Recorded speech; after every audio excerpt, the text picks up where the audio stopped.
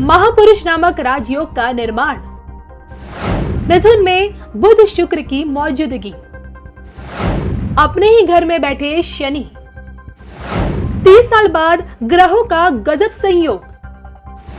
किन 4 राशियों के लिए शुभ है महापुरुष राजयोग? देखिए सिर्फ धर्म ज्ञान पर। नमस्कार, धर्म ज्ञान के दर्शकों का स्वागत है। हमेशा की तरह मैं कविता राणा, मेरे साथ आचार्य राकेश चतुर्वेदी जी। नमस्कार कविता जी, सादर वंदन दर्शकों।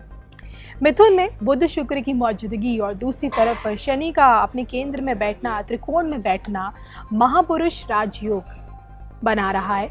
और ऐसे में महापुरुष पंच नामक का जो ये राजयोग है, ये 30 साल बाद इस तरह का योग का निर्माण हो रहा है। और इसका असर किन चुनिंदा 4 राशियों के लिए सबसे ज़्यादा फायदेमंद है, इसका प्रभाव किन 4 राशियों के लिए बहुत कुछ लेकर आ रहा है, ये आज हम जानेंगे आचार्य जी से। सबसे पहले महापुरुष नामक जो ये राजयोग है, इसके बारे में थोड़ा समझने की कोशिश करते हैं कि आखिर क्या है ये, और ज्योतिष शास्त्र में इस योग के बनने से किस प्रकार का लाभ होता है, बताइए।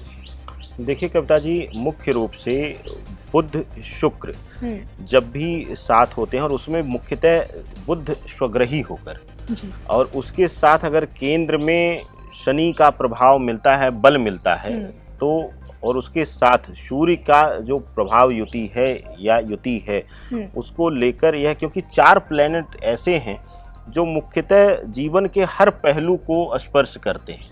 तो ये जो 4 प्लैनेट हैं, यह जीवन के जो पंच महायोग का निर्माण जो देते हैं, जो महापुरुष योग का, यह अपने आप में अद्भुत है। इस योग में किए गए कार्य, इस योग में लिए गए निर्णय, वह जीवन को परिवर्तित करने की दिशा में होते हैं। इसके साथ ही यह जो आपने कहा 30 वर्ष का जो जिक्र किया, वह सबसे अद्भुत यह हो रहा है कि सूर्य बुध स्वग्रही होकर सूर्य के साथ बैठ रहे हैं मिथुन राशि में, और गोचर करके वृषभ से शुक्र भी अपना आ जा रहे हैं, और केंद्र में पूर्ण बल देने के लिए शनिदेव बैठे हुए हैं अपनी ही राशि में। तो यह जो अद्भुत संयोग है, यह मिल तो रहा। देखिए, कुछ जो अद्भुत संयोग होते हैं दर्शकों, वह बहुत छोटे समय के लिए मिलते हैं। भाई, अमृत की मात्रा हमेशा कम रहेगी कविता जी, और विष की मात्रा हमेशा ज्यादा रहेगी। तो अमृत का यह जो महापुरुष योग है, यह बहुत छोटे समय के लिए मिल रहा है। तो आप लोग लाभ उठाइए, और आप लोग इस महापुरुष योग में जिन 4 राशियों का कविता जी जिक्र कर रही हैं, उन 4 राशियों के लिए तो अद्भुत संयोग रहेगा। इस बीच अगर यह लोग व्यापार से जुड़े हुए फैसले लेते हैं, नौकरी से जुड़े हुए फैसले लेते हैं, अपने जीवन से जुड़े हुए कुछ बड़े फैसले लेते हैं, तो हर जगह पर कई बार ऐसा हमने देखा है कविता जी कि कुछ महत्वपूर्ण, क्यों पहले के लोग भी योग और मुहूर्त पर बहुत ज़्यादा ध्यान देते थे, तो आज भी कुछ विशेष वर्ग ऐसा है जो ध्यान देता है, मुहूर्त पर ध्यान देता है, क्योंकि कहते हैं कि मुहूर्त जो है वह कार्य सिद्धि के स्तर को बढ़ा देता है। कि अगर किसी काम के सक्सेस होने की संभावना सिर्फ 50% थी, तो वह मुहूर्त जो है विशेष रूप से उसकी संभावना को 70% कर देता है। इसीलिए राज्य सरकारों के गठन से लेके, राज्य के सरकारों के या देश की सरकारों के बड़े फैसलों से लेके हर जगह मतलब यहाँ तक कि अब तो इलेक्शन का भी मुहूर्त निकाला जाता है कि किस बीच कराया जाए। तो जब इतना प्रभाव मुहूर्तों का है, तो यह जो इतना शुभ मुहूर्त मिल रहा है, और उसमें से भी मान सम्मान, आत्मा के कारक सूर्यदेव, बुध वाणी भाव व्यापार आदि के कारक शुक्र एक साथ बैठे हुए हैं, तीनों ग्रह बल दे रहे हैं। केंद्र में शनिदेव बैठकर पूर्णतया बल दे रहे हैं, राज सत्ता राज सुख का योग लेकर। तो यह जो महापुरुष योग है, यह अद्भुत है। छोटे समय के लिए यह संयोग मिल रहा है, लेकिन अद्भुत मिल रहा है। इसका लाभ आप लोग जरूर उठाइएगा। देखिए, यूँ तो देखिए 12 की 12 राशियों के लिए पंच महापुरुष योग शुभता लेकर आएगा ही, लेकिन हम जिन 4 चुनिंदा राशियों के बारे में बात करेंगे, जैसे कि आचार्य जी ने बताया कि इन्हें अपार लाभ है, और वो 4 चुनिंदा राशियां कौन कौन सी है, ये अब हम जानने की कोशिश करेंगे। पहली वो राशि कौन सी है? देखिए, सबसे पहले तो बता दें कि ये जो 16 तारीख को निर्माण हो रहा है, इसमें पहली जो राशि, सबसे पहली राशि जो आती है, देखिए अब यहीं पर थोड़ा सा मिथुन राशि वाले खुश हो जाइए। कुछ चीजों में तो आपका भाग्य साथ दे ही रहा है। गोचर देखिए, इसीलिए हम कहते हैं कि डरा मत करिए। जब हम किसी विशेष गोचर की बात करते हैं कविता जी, तो हम सिर्फ उसके प्रभाव युति को लेते हैं। जैसे कई लोग आपने देखा कमेंट कर देते हैं कि इस गोचर में तो ये बोला आपने, इस गोचर में ही बोला।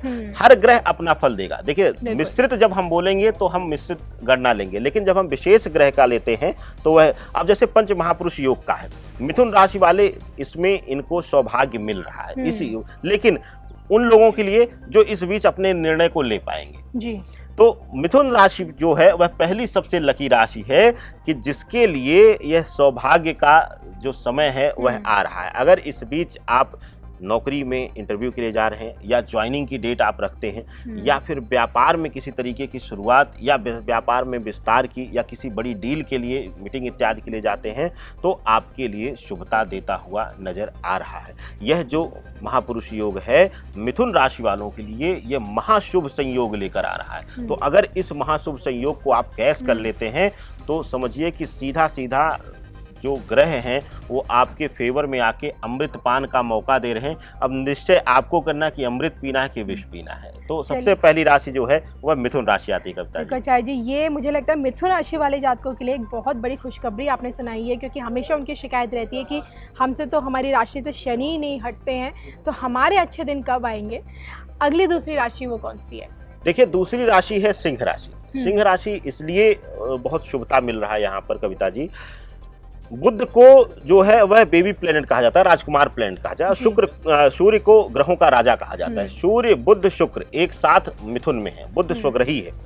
विशेष करके जो लोग व्यापार से संबंधित हैं, जो लोग किसी कंपनियों में उच्च पद पर बैठे हुए हैं, जहां उनके निर्णय से प्रभावित होता है कार्यप्रणाली, उस स्तर पर बैठे हुए, या फिर जो बड़े राजनेता हैं, जो बड़े स्तर पर बैठे हुए, उनके लिए यह महासंयोग जो है वह कुछ बड़े निर्णय लेकर, बड़े कठोर निर्णय लेकर अपने आप को, अपनी गरिमा को, अपने पद को मान देना, सम्मान देना, इस तरीके का प्रभाव देता है। इसके साथ ही इस महासंयोग में कुछ बड़े निर्णय लेते हुए भी ये लोग नजर आएंगे। इसके साथ सिंह राशि वालों के लिए सबसे शुभ यह दे रहा है कि इस बीच कोई फाइनेंशियल डील इत्यादि, व्यापार से अगर आप जुड़े हुए हैं तो बहुत दिनों से अगर वह टल रही थी, वह चेंज होती जा रही थी, डेट पे डेट मिलती जा रही थी, तो वह इस महासंयोग में शुभतापूर्ण सफल हो सकती है कविता जी।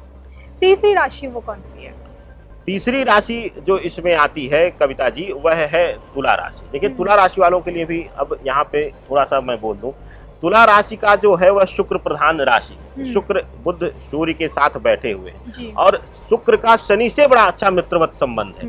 तो वक्री तो है शनिदेव, लेकिन शुक्र का जो प्रभाव है वह सूर्य बुध के साथ एक घर में बैठे हुए हैं, और दोनों ही एक प्रभावी प्लैनेट हैं। तो इनके लिए वह शुभता दे रहा है। व्यापार में वृद्धि के साथ साथ व्यापार में ठहराव भी दे रहा है, आर्थिक रूप से ठहराव देता हुआ नजर आ रहा है कविता जी। अगली और वो चौथी राशि कौन सी तुला के अलावा? तुला के अलावा जो चौथी सबसे लकी राशि है वह है शनिदेव की अपनी बहुत ही प्रिय राशि मकर राशि। मकर राशि वालों के लिए क्यों प्रिय है? मकर राशि शनिदेव की तो प्रिय है ही, और शनिदेव को जो प्रिय है वह शुक्र और बुध को प्रिय है, क्योंकि बुध तो प्रभाव में जीता है ग्रह।